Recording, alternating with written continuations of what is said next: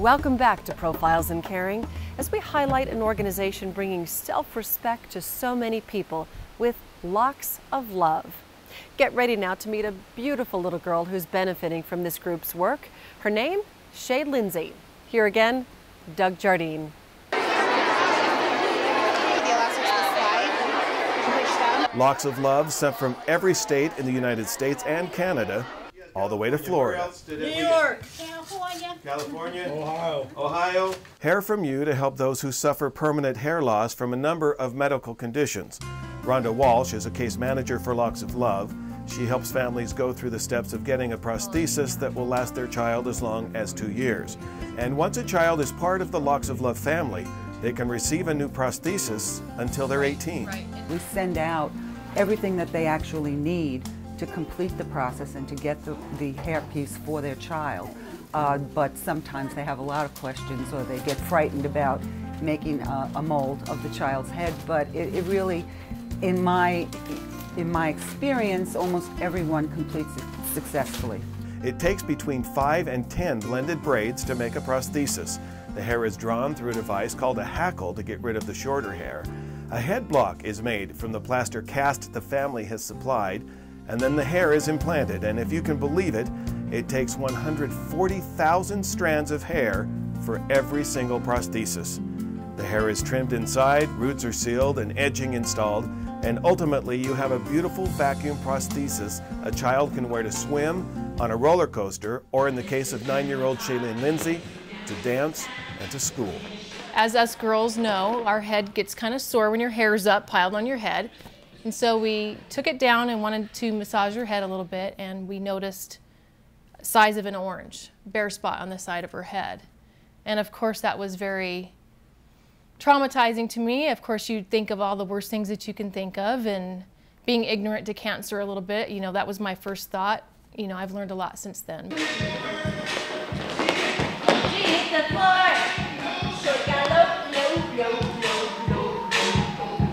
One of the first things you want to do, of course, is go to the doctor and make sure everything is good, that, you know, all of her blood work and things of that nature, because thyroid can be an issue. A lot of different things can happen where you can get alopecia. So after finding out that she was healthy, thank goodness, we were told by the dermatologist that it was alopecia universalis. Little Shaylin would not only lose her beautiful head of hair, but the type of alopecia she has, and right now still with no cure, means she will never grow any hair anywhere on her body. No eyebrows, no arm hair, no hair on her head. Besides pictures, do you really remember yourself with longer hair and stuff? No. No. So it's been a while. What you remember is pretty much the way you are now?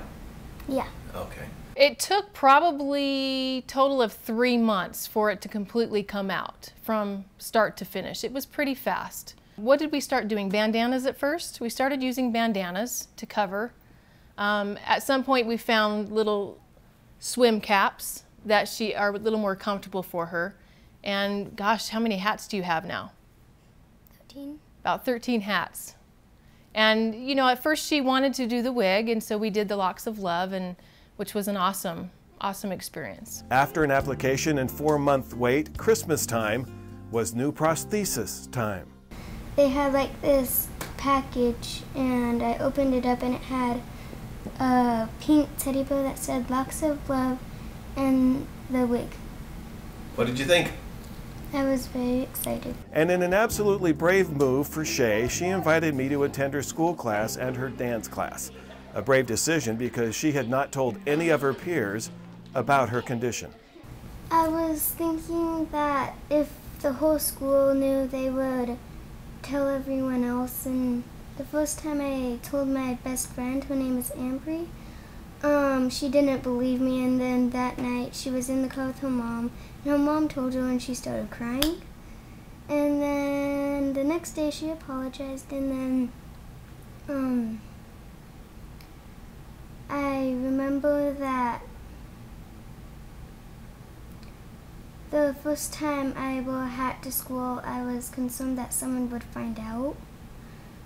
But a few weeks ago, my teacher just told everyone because, yeah. Because I was coming. Right. Would you have rather they not have found out ever? Or are you okay with it? I'm okay with it. Well, my friend, she came up and said, I'm glad you're happy even though you are bald. And then some of the other kids, they just stared.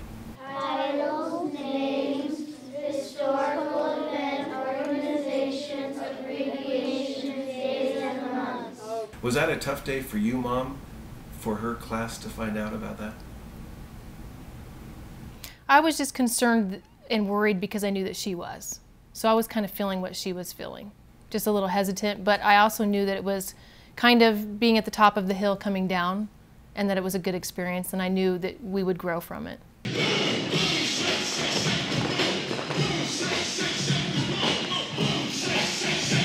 I feel kind of happy because I can help other kids who have alopecia feel more confident. What counsel would you give to other little girls who now find themselves going through what you've been through for a couple of years? I would say it's okay because I have it too and I've gone through the pain. And bald is beautiful? Yes. We think so.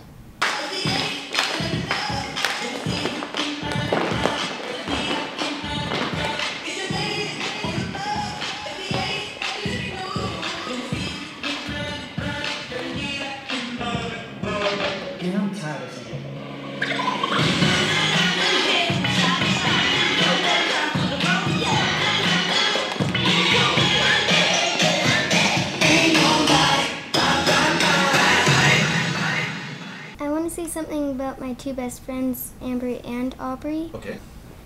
But they're always so supportive. They don't care what I look like or what I dress like, and that's why they're my best friends.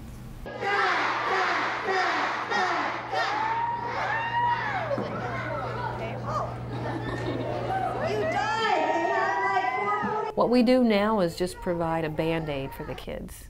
It's a fantastic Band-Aid, but that's all it is. We're treating a symptom. It would be wonderful if someone, anyone, whether it be Locks of Love or someone else, could find the etiology and treat that to prevent it.